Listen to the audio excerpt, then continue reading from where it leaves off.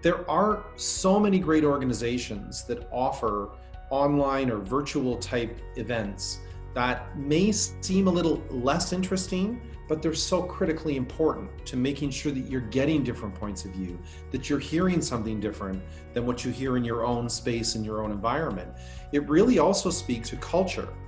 And before, there was this whole notion that culture was something that existed within a group, within a company, within an environment. Now everyone's culture is sort of dictated by their own surroundings. And what they do once the camera's off and they're not let's say, an interaction with someone in their company or outside their company, all of a sudden the culture is affected by where they're living and where they're spending time. The same thing can be said about networking. If you spend too much time in your own mind, you're limiting your own ability to grow and to expand and to learn. So you have to look for the virtual aspect of it. And in most instances, we work with many organizations who run wonderful mentoring programs or wonderful one-on-one coaching programs. And all you need to do is look into them and ask. And as we talked about earlier, people's availability has increased.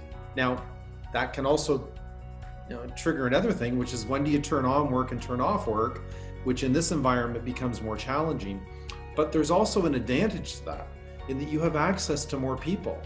So another great way in which we've seen networkers really sort of continue to grow and to learn is to reach out to those people outside your company. Reach out to those people who you maybe met at a former networking event, or maybe a company who you interviewed with and you made a good connection with someone. Reach out to them.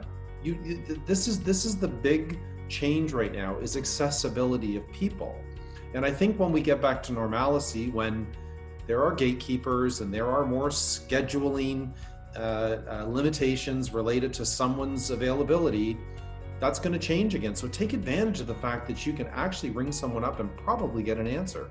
It's about making the effort. And again, that's sort of universal in networking, but today it's even more important that we actually make that effort, because if not, we spend way too much time in our own minds, and it can be very limiting. And with the news and everything that's kind of happening in the world today, it can be very damaging to your psyche. So interaction is an extremely important part of mental health and in growing your career.